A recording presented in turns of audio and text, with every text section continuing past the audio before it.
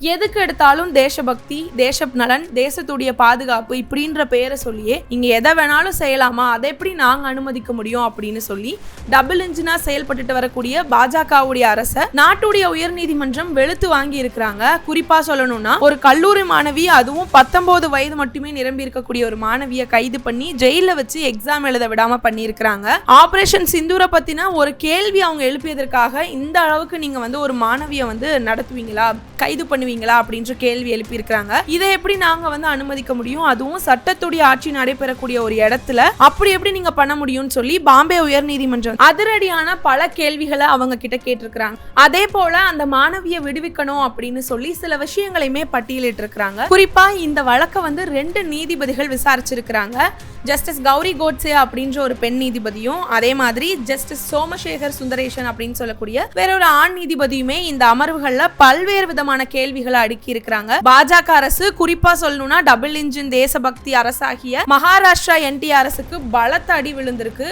என்ன நடந்துச்சு நீதிமன்றத்துல, தேசபக்தி, தேச நலன், தேச விரோதியாக இப்படியான தேச பாதுகாப்பு அப்படின்னு சொல்லி அதுக்குள்ள ஒரு 19 வயது பெண் இப்படி மாட்டினாங்க அப்படின்ற விஷயங்களை விரிவா இன்னைக்கு இந்த வீடியோல நம்ம பார்க்க போறோம். கோபாசை நண்பர்களுக்கு வணக்கம். வீடியோக்குள்ள போறதுக்கு முன்னாடி மறக்காம சேனலை சப்ஸ்கிரைப் பண்ணிக்கோங்க. அப்படியே இந்த வீடியோக்கு ஒரு லைக் பண்ணிட்டு உங்களுடைய கருத்துக்களை மறக்காம கமெண்ட் செக்ஷன்ல பதிவிட்டுருங்க.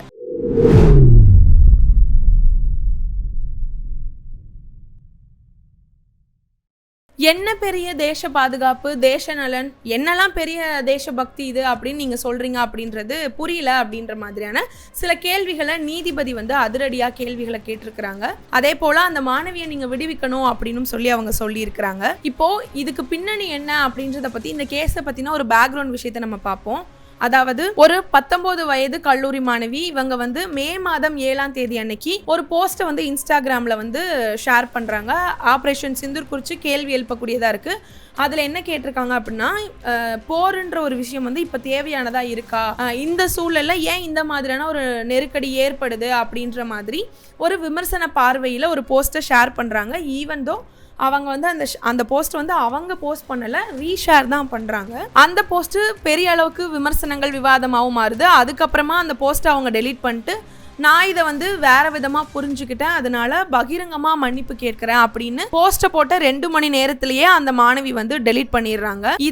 இது நடந்து ஒரு 2 நாட்கள் கழிச்சு அந்த மாணவி மகாராஷ்டிரா போலீஸால கைது செய்யப்படுறாங்க அப்படின்றது ரொம்ப முக்கியமான செய்தியா தற்பொழுது பார்க்கப்படுது. கைது செஞ்ச உடனே இன்னொரு பக்கம் டக்குன்னு என்ன பண்றாங்க அப்படின்னா, அவங்க இந்தியாவுடைய தேச நலனுக்கு எதிராகவே செயல்பட்டுட்டாங்க அப்படின்னும், ஆபரேஷன் சிந்தூர் அந்த பொண்ணு இன்ஸ்டாகிராம்ல எப்படி போடலாம் அப்படின்னும் அவங்களுடைய கல்லூரியே அதுக்கான கேள்வியை கேட்டு அந்த பொண்ணை கல்லூரியிலேருந்து நீக்கம் செய்யறாங்க. அதே போலவே அந்த பெண்ணை 2 எக்ஸாம் வரைக்குமே அவங்க எழுதவும் விடல. போலீஸ் அரெஸ்ட் பண்ணி பிஎன்எஸ்ல பல செக்ஷன், கிட்டத்தட்ட ஒரு 5-6 செக்ஷனுக்கு மேல போட்டு அந்த பெண்ணை அங்க இருக்கக்கூடிய மத்திய இறைவாடா சிறையில அடைக்கிறாங்க. 6 சட்ட பிரிவுகளை கைது பண்றாங்க. அதாவது செக்ஷன் 152, 196, 197, 299, 352, 353 இதெல்லாம் பாரதிய நியாய சம்ஹிதா பிஎஸ்ல சட்டங்கள்ல பாய்ச்சி தேச துரோகம், இந்திய இறையாண்மைக்கு எதிராக பேசுவதோ அப்படி இப்படின்னு சொல்லி இருக்கிற எல்லா சட்டங்களையும் இறக்கி கைது செஞ்சு சிறையில் அடைச்சிடறாங்க. மே 9ஆம் தேதி அன்னைக்கு கைது செய்யப்படக்கூடிய அந்த பெண் மே 27ஆம் தேதி வரைக்கும் ஜெயில இருக்கிறாங்க. இந்த கேஸ் கோர்ட்டுக்கு வருது. 2 நீதிபதிகள், ஜஸ்டிஸ் கௌரி கோட்சே அப்படின்னு சொல்லக்கூடிய அவங்க தான் சீனியர் ஜட்ஜா இருக்கிறாங்க. அடுத்ததா ஜஸ்டிஸ் சோமசேகர் சுந்தரேசன் அவர்கள் 2வது நீதிபதியா அந்த அமர்வுல உட்கார்றாங்க. இதை எடுத்த உடனே அவங்க கேட்ட முதல் கேள்வி என்ன அப்படின்னு பாத்தீங்கன்னா, எதுக்கு முதல்ல நீங்க இந்த பொண்ணை கைது பண்ணீங்க அப்படின்ற ஒரு கேள்விதான். அதோடவே உடனடியாவே இன்னைக்கு ஈவினிங் சன்செட் ஆகிறதுக்குள்ளவே அந்த பொண்ணை நீங்க ரிலீஸ் பண்ணணும், இதுக்கு மேல அவங்க ஜெயில வச்சிருக்கவே கூடாது அப்படின்னு சொல்லி ஒரு உத்தரவு பிறப்பிக்கிறாங்க. இந்த இடத்துலதான் மகாராஷ்டிரா காவல்துறையும் சரி, யாரெல்லாம் தேசபக்தி, தேச நலன் அப்படின்னு சொல்லி விளையாண்டுட்டு இருக்காங்க இல்லையா, அவங்க எல்லாருக்குமே வாழைப்பழத்துல ஊசி ஏத்தின மாதிரியான ஒரு அப்சர்வேஷன்ஸ் டைரக்டாகவே அட்டாக் ஆகுது. அதே போல இந்த அமர்வோட நீதிபதியான ஒரு கௌரி கவுட்ஸே கேட்கறாங்க, இந்த எஃப்ஐஆர் முதல்ல நீங்க எப்படி பதிவு பண்றீங்க?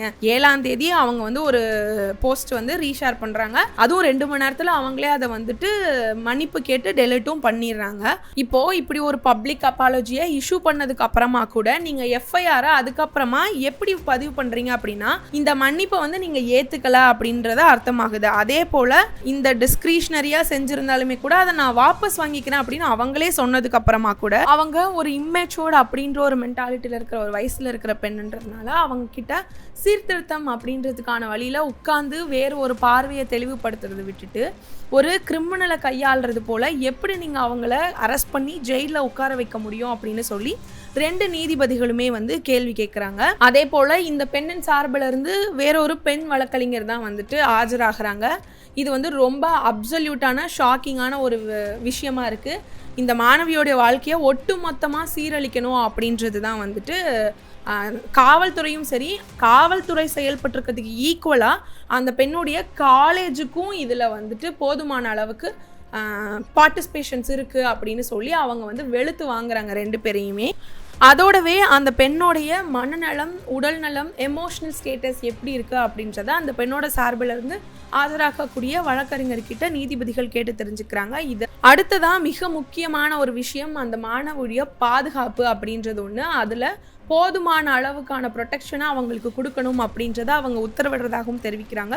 இது எல்லாத்தையும் தாண்டி பொதுமக்கள் இன்னைக்கு இதை வேறு விதமாக டைவெர்ட் பண்ணுவாங்க. அதாவது தேச விரோதமாக பேசின ஒரு பொண்ணு, கேள்வி கேட்ட ஒரு பொண்ணு அப்படின்னு இந்த விஷயத்தை வந்து சமூகம் வந்து ஒரு ப்ராசிக்யூஷனை நோக்கி வந்து இதை நகர்த்தும். இந்த மாதிரியான ஒரு சூழலில் அந்த பெண் வந்து எதிர்கொள்ளக்கூடாது அப்படின்னும், பொதுமக்களுடைய இந்த ப்ராசிக்யூஷன் அங்கே இருக்கக்கூடிய ட்ரையல் நடத்துகிற வேலைகள் இந்த மாதிரியான விஷயங்களை அனுமதிக்க முடியாது அப்படின்னு சொல்லி, அதே போல் எழுதாமல் இருக்கக்கூடிய அந்த எக்ஸாம்ஸை அந்த பெண் வந்து தனியான ஒரு அறையில் உட்காந்து கம்ஃபர்டபுளாக எழுதணும் அப்படின்றதுக்கும் அவங்க உத்தரவிட்டிருக்கிறாங்க. இது குறித்து உங்களுடைய கருத்துக்களை மறக்காமல் கமெண்ட் செக்ஷனில் பதிவிட்டுருங்க. அப்படியே இந்த வீடியோக்கு ஒரு லைக் பண்ணிவிட்டு இது போல் செய்திகளை தினம்தோறும் தெரிஞ்சுக்கிறதுக்காக மறக்காமல் கோபாசி சேனலை சப்ஸ்கிரைப் பண்ணிக்கோங்க. நன்றி.